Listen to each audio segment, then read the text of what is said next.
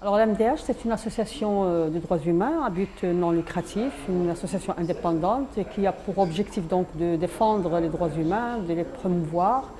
Elle travaille sur tout le territoire marocain. Nous avons 90 sections, 12 000 membres. Notre référentiel essentiel, notre unique référentiel en fait, c'est les conventions internationales de droits humains, donc les droits humains dans leur universalité, dans leur globalité.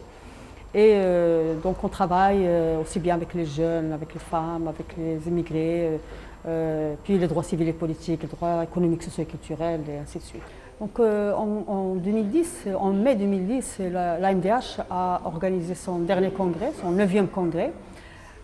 C'était un congrès où il y a eu des débats très durs et très houleux concernant des sujets assez chauds. C'est, je dirais par exemple, la question des libertés individuelles, parce que l'AMDH est quand même une des ONG, peut-être pas seule ou des rares ONG, qui ont milité pour le respect des libertés individuelles, des libertés dans la vie privée des citoyens et citoyennes. Le deuxième thème qui a été aussi un débat, qui a été sujet de débat, c'est la question de Sahara, puisque dans le congrès passé, il y a eu des points de vue différents. D'ailleurs, les congrès sont faits pour ça, pour débattre, pour que tout le monde s'exprime. Il y a eu des membres de l'AMDH congressistes qui disaient qu'il faut que l'AMDH adopte la position concernant la marocanité du Sahara. Il y en a d'autres qui disent non, nous avons un référentiel international, donc il faut respecter le droit des peuples à l'autodétermination, donc il faut dire qu'on demande le respect du peuple sahraoui. Mais il y a un autre point de vue, c'est d'ailleurs le point de vue qui a été adopté par l'AMDH depuis plusieurs années, plusieurs congrès.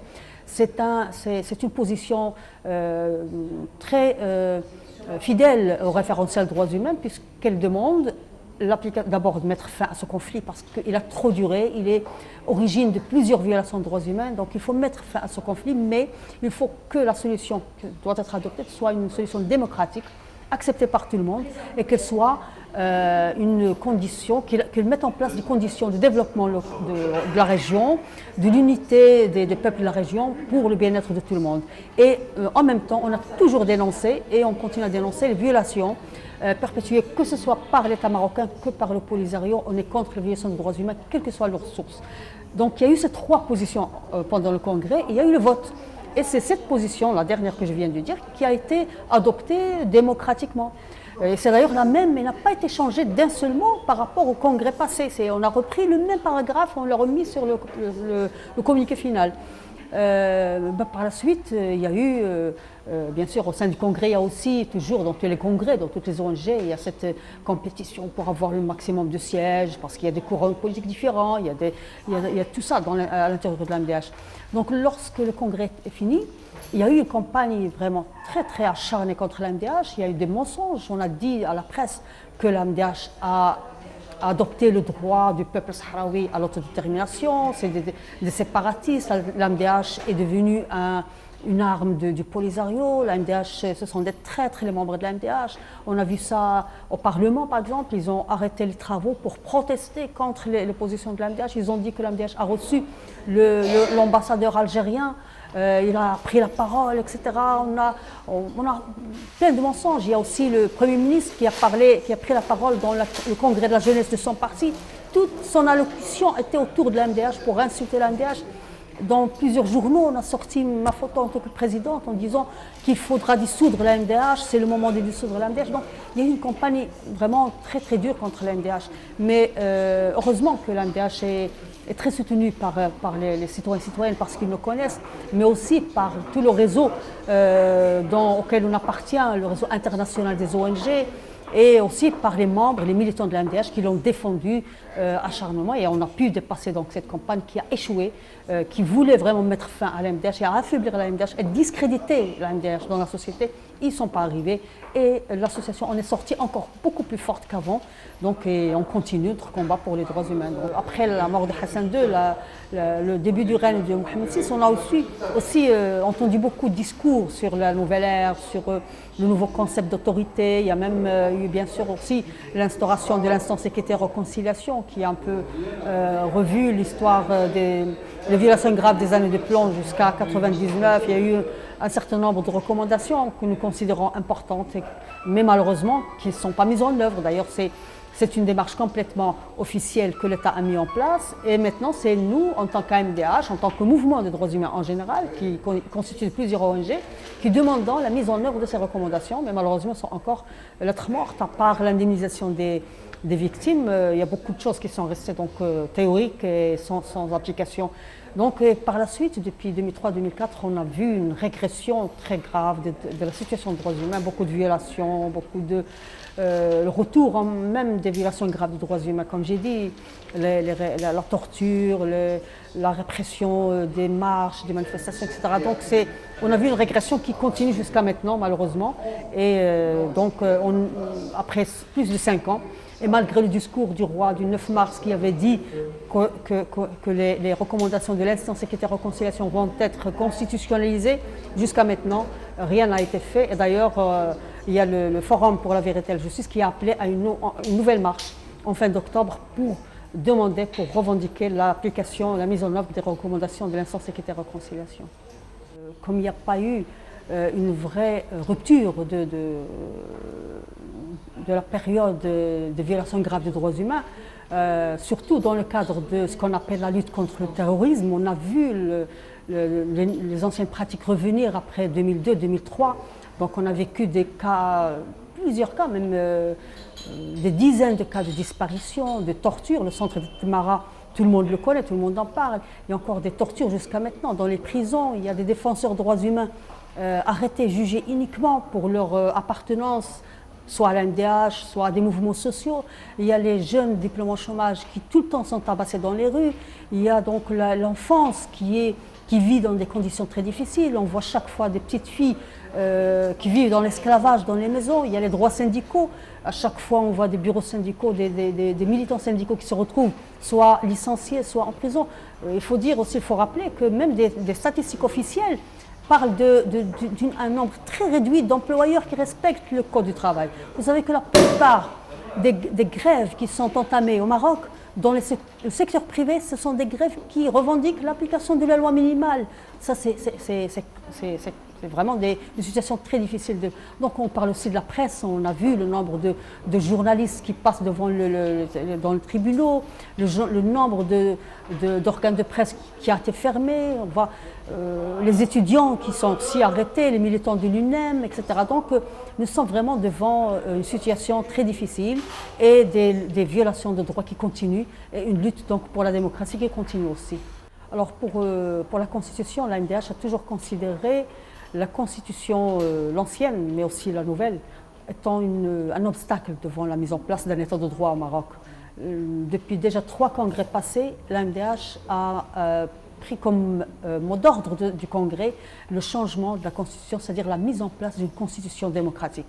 Donc pour nous, c'était une priorité, c'était quelque chose d'important, de primordial dans la lutte pour les droits humains au Maroc. Et donc c'est dans ce sens-là que pour nous, ce qui a d'ailleurs parmi les recommandations de l'instance sécurité réconciliation, c'est justement les réformes constitutionnelles. Et on a toujours milité pour ça. D'ailleurs, on nous a aussi attaqué de faire de la politique, parce que la Constitution, ce n'est pas quelque chose qui concerne les droits humains. Mais nous, on était clairs, on disait que la Constitution, c'est une loi comme les autres. On veut qu'elle soit harmonisée avec les conventions ratifiées par le Maroc. Donc on considère que la Constitution passée, d'ailleurs la nouvelle aussi a gardé donc l'essence despotique de la Constitution. On considère que ce qui a changé dans la Constitution, il y a des avancées, mais très minimes. L'essentiel, les avancées les plus importantes, c'est que pour la première fois, on a une section, une place réservée aux libertés et aux droits. Deuxième chose, c'est que les juges, les magistrats ont le droit d'avoir une association indépendante.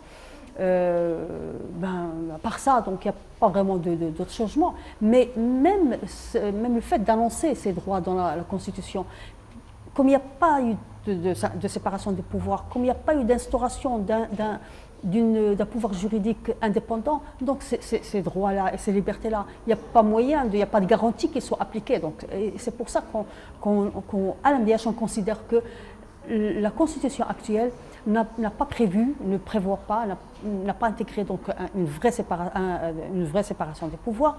Les pouvoirs essentiels sont restés concentrés entre les mains de la monarchie, puisque le roi reste quand même le président du Conseil des ministres. C'est une instance exécutive.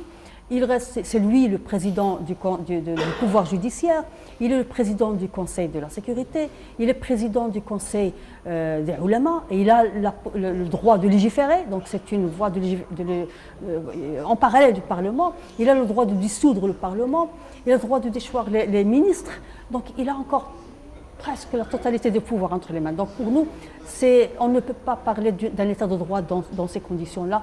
Donc en plus de ça, la question de la constitutionnalisation de la langue amazigh comme étant une langue officielle, c'est une des revendications de l'AMDH. La manière dont elle a été intégrée dans la Constitution, c'est vrai, c'est une avancée puisque pour la première fois on parle de l'amazigh dans la Constitution, mais on a fait une séparation entre l'arabe et le français. L'arabe demeure la langue officielle, et l'amazigh est aussi une langue officielle, mais à condition. On a encore une condition devant nous, c'est que la loi organique doit sortir. Donc c'est des choses très minimes qui ont été réalisées et il n'y a pas de garantie d'application de ce qui a été intégré dans la Constitution. Donc c'est pour ça qu'on a dit que cette Constitution-là n'est pas une Constitution démocratique telle que nous appelons à la mettre en place. Et d'ailleurs, un autre aspect qui est très important, c'est la séparation de l'État et de la religion, qui n'est pas... Au contraire, il y a eu les pouvoirs religieux du roi ont été renforcés. Donc c'est pour nous encore, on n'est pas arrivé à une constitution démocratique et on continue la lutte. D'autant plus que pour la MDH, une constitution démocratique doit l'être à 3 niveaux. La démarche de sa mise en œuvre, de son élaboration d'abord. La démarche qui a été poursuivie, c'est une démarche totalement unilatérale, c'est une commission non représentative, non élue, n'est pas démocratique. Deuxièmement, c'est le contenu qui n'est pas démocratique, qui n'est pas conforme aux normes internationales des droits humains. Troisième étape, c'est la manière dont elle a été adoptée, puisque le référendum du 1er juillet est un référendum qui n'a aucune crédibilité, puisque on a connu toutes les formes de violation, de falsification, de changement des résultats. Donc finalement, on est très très loin d'une vraie volonté politique de changement et d'entrer dans une phase de démocratie réelle. Lorsque le mouvement du 20 février a lancé ses revendications, donc on a vu, d'ailleurs c'est le mouvement des droits humains, pas la MDH toute seule, tout le mouvement des droits humains a eu tout l'honneur d'être le premier à avoir mis en place, organisé une conférence de presse où le mouvement du 20 février pour la première fois sort du monde virtuel pour annoncer physiquement, les jeunes étaient là, une jeune fille, un jeune homme, pour annoncer à la presse leur programme, leurs revendications. Ils ont aussi annoncé la marche du 20 février. Donc lorsqu'on a vu les revendications, on s'est rendu compte que c'est en général, presque toutes, c'est des revendications de l'AMDH aussi. La constitution démocratique, l'égalité, la fin de l'impunité, mettre fin à l'impunité, la justice indépendante, le droit au travail, la justice sociale. Donc finalement, ce sont des revendications de l'AMDH. On s'est dit, bon, on va soutenir ces jeunes et on va être avec eux. Et d'ailleurs, les jeunes de l'AMDH étaient dans le mouvement, étaient des initiateurs aussi du mouvement. Donc on était déjà dedans, on n'est pas à l'extérieur du mouvement, nos jeunes étaient là. Mais l'AMDH a décidé donc d'appeler, d'abord de participer à toutes les activités du mouvement, à soutenir le mouvement, à mettre à la disposition du mouvement la logistique selon nos moyens, nos locaux, nos moyens. Et à chaque marche à laquelle le mouvement a fait appel, donc on fait aussi un communiqué en demandant à toutes nos sections de mobiliser les gens pour qu'ils sortent dans le mouvement de fin février. Donc on considère ce mouvement, il a réalisé des choses, c'est pas fini, il n'a fait que commencer, mais c'est grâce à lui que des choses ont changé et vont certainement changer dans le futur. Je crois que les Marocains qui vivent en Europe, depuis des décennies, ont toujours joué un rôle très important dans le soutien et l'appui de la lutte des Marocains pour la démocratie.